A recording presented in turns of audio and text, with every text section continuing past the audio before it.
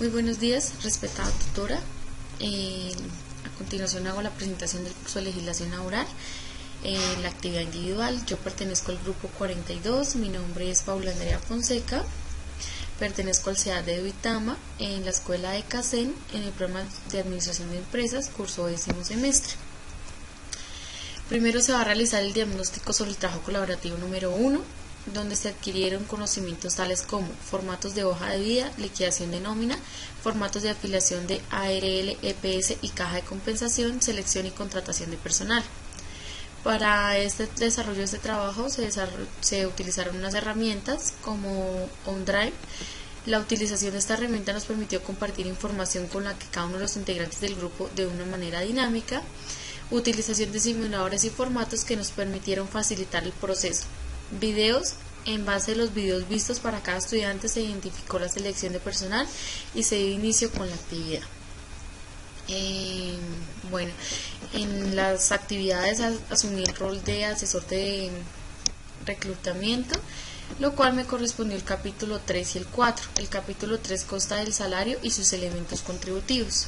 Entonces vamos a ver qué temas y temáticas se trabajaron y hacemos un breve resumen. El primer tema es el salario y sus elementos contributivos. El salario, el artículo 127 del Código modificado por la Ley 50 de 1990 establece que se constituye el salario no solo la remuneración ordinaria fija o variable, sino todo lo que recibe el trabajador en dinero o en especie como contraprestación directa del servicio, sea cualquiera la forma o denominación que se adopte, como primas, sobresueldos, bonificaciones habituales, valor del trabajo suplementario o de las horas extras, valor de trabajo en días de descanso obligatorio o porcentaje sobre las ventas y comisiones. Los viáticos. Según el artículo 130 del Código, los viáticos permanentes constituyen el salario en aquella parte destinada a proporcionar al trabajador manutención y alojamiento, pero no solo el que tenga la finalidad de proporcionar los medios de transporte o los gastos de representación. Los viáticos accidentales no constituyen salario, en ningún caso son aquellos que se dan con motivo de un requerimiento ordinario, no habitual o poco frecuente. Denominación del salario. Según el artículo 133 del Código, el concepto genérico del salario se divide en jornal y en sueldo. El jornal es el salario estipulado por días cuyo periodo de pago no puede ser mayor de una semana. El sueldo es el salario estipulado por periodos mayores de un día cuyo periodo de pago no puede ser mayor de un mes.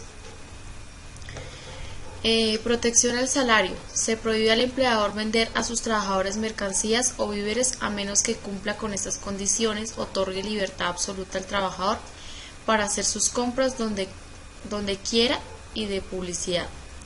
Queda prohibido y se tiene por hecho el pago que se da en otros centros de vicio o lugares de recreo, en expendio de mercancía o bebidas alcohólicas, o no puede ser que trate de trabajadores del establecimiento donde se haga el pago.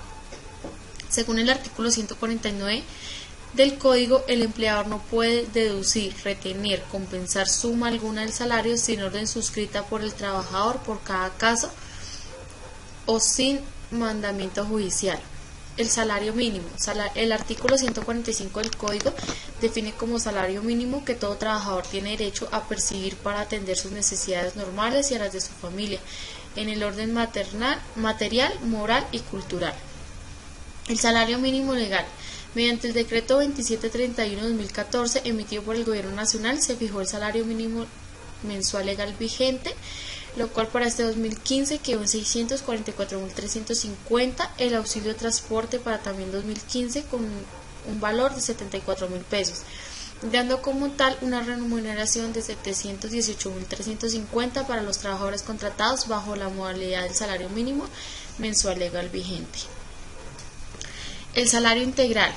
De conformidad con el numeral segundo del artículo 132 del Código, cuando el trabajador devengue un salario ordinario superior a 10 salarios mínimos legales mensuales, valdrá la estipulación escrita de un salario que, además de retribuir el trabajo ordinario, compense de antemano el valor de prestaciones, recargos y beneficios tales como el correspondiente al trabajo nocturno, extraordinario o al dominical y festivo. el de primas legales extralegales, las cesantías y sus intereses, subsidios, suministros en especie, y en general las que incluyen en dicha estipulación, excepto las vacaciones. En ningún caso el salario integral podrá ser inferior al monto de 10 salarios mínimos legales mensuales, más el factor prestacional correspondiente a la empresa, que no podrá ser inferior al 30% de dicha cuantía. Este salario no estará externo a las cotizaciones de la Seguridad Social ni de los aportes parafiscales como el SENA, el ICBF y las cajas de compensación familiar. El salario en especie. Contribuye al salario en especie toda aquella parte de la remuneración ordinaria y permanente que reciba el trabajador, como la contraprestación directa del servicio, tales como alimentación, habitación o vestuario, que el empleador suministra al trabajador o a su familia. Aspectos importantes a tener en cuenta en el salario en especie. El salario en especie debe valorarse expresamente en todo contrato de trabajo a falta de estipulación o de acuerdo sobre su valor real. Se estimará pericialmente sin que pueda llegar a constituir y conformar más del 50% del salario total. No obstante, cuando el trabajador devenga el salario mínimo legal, el valor por el concepto de salario en especie no podrá exceder del 30% del salario devengado.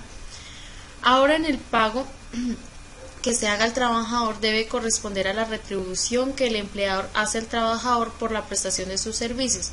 Esto quiere decir que aquellos pagos que no corresponden a una contraprestación por la labor del trabajador no hacen parte del salario. El cuarto capítulo corresponde al CRE o impuesto a la renta para la equidad. Entonces, primero vamos a definir qué es el CRE. Este es un nuevo impuesto de la equidad que se creó para garantizar programas sociales fundamentales como el SENA, el ICBF y el sistema de salud, creado a partir del 1 de enero de 2013 como aporte de las sociedades, personas jurídicas y asimiladas en beneficio de los trabajadores, la generación de empleo y la inversión social en los términos de la Ley 1607 de 2012. Acá en esta gráfica encontramos la distribución del impuesto por parte del Gobierno Nacional del 8%. Vemos que el SENA cuenta con 1,4%, el ICBF con el 0,2% y el Sistema de Seguridad Social con el 4,4%. La retención en la fuente para los empleados. Es un sistema de recaudo anticipado de impuestos que consiste en detraer los pagos a unos a cuentas susceptibles de generar el respectivo tributivo una suma determinada conforme a la ley. Todo empleador o contratante se encuentra obligado a deducir y retener la suma de lo pagado a sus empleados para cancelar anticipadamente el impuesto de renta y complementarios en los bancos y demás entidades autorizadas. Este mecanismo, conocido como retención en la fuente, permite a los empleados no obligados a declarar renta, a cancelar en su totalidad los impuestos a su cargo, y para los obligados a declarar constituye un pago anticipado del impuesto. Certificado de ingreso y retenciones. Los empleados deben expedir cada año una relación detallada de los pagos hechos por los conceptos laborales. El certificado deberá expedirse en original y 3 copias, una original y 2 copias para el empleado y una copia para el empleador. La certificación deberá entregarse al empleado o prestador de servicios personales y una copia deberá remitirse a la DIAN. Retención, deducción y compensación de salarios. En la legislación completada a partir del Código Sustantivo del Trabajo se entenderá que podrán existir retenciones en los sueldos bajo los siguientes parámetros. El salario mínimo no es embargable, sin embargo se tienen 2 excepciones, a saber, a favor de las cooperativas legalmente constituidas o en casos de los embargos por pensiones alimenticias, casos en los cuales se puede embargar hasta el 50% de todo un salario, incluso el mínimo legal. Igual tratamiento se le dan a las prestaciones sociales. El excedente del salario mínimo solo es embargable hasta un 20% sin importar el monto del salario. Asimismo, también existe la prohibición de retener, deducir, descontar, compensar, valorar algún salario sin autorización escrita del trabajador u orden judicial. El patrono no puede deducir, retener o compensar suma alguna del salario sin orden suscrita por el trabajador para cada caso o sin un mandamiento judicial. Quedan especialmente comprometidos en esta obligación los los descuentos o compensaciones por concepto de uso de arrendamiento, locales, herramientas útiles de trabajo, deudas del trabajador para con el patrono, sus socios, sus parientes o sus representantes, indemnización por daños ocasionados a los locales, máquinas, materias primas o productos elaborados o pérdidas, averías o elementos de trabajo. Avances o anticipos del salario, entrega de mercancías, provisión de alimentos y precio de alojamiento. Tampoco se puede efectuar la retención o deducción sin mandamiento judicial, aunque exista una orden escrita del trabajador, cuando quiera que se afecte el salario mínimo legal convencional o la parte del salario declarada innumerablemente por la ley. En cuanto a la ley total de la deuda, supone el monto del salario del trabajador en 3 meses.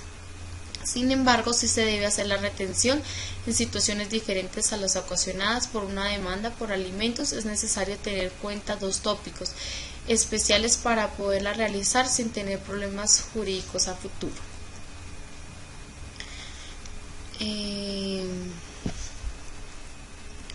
Los descuentos. Contamos con descuentos prohibidos, que estos son: asimismo, el legislador buscó la forma de que algunos descuentos que ejercía el empleador se violen ilegales, argumentando el artículo 149 del Código Sustantivo lo siguiente: el empleador no puede deducir, retener, compensar suma alguna del salario sin orden suscrita por el trabajador para cada caso o sin mandamiento judicial.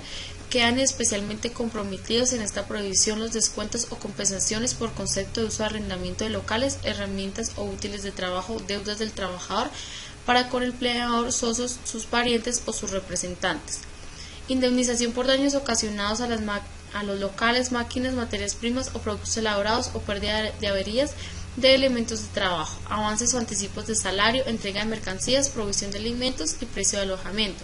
Tampoco se puede efectuar la retención o deducción de mandamiento judicial, aunque exista una orden escrita al trabajador, cuando quiera que se afecte el salario mínimo legal o convencional o a la parte del salario declarada innumerablemente por la ley, o en cuanto en el total de la deuda supere el monto del salario del trabajador en 3 meses.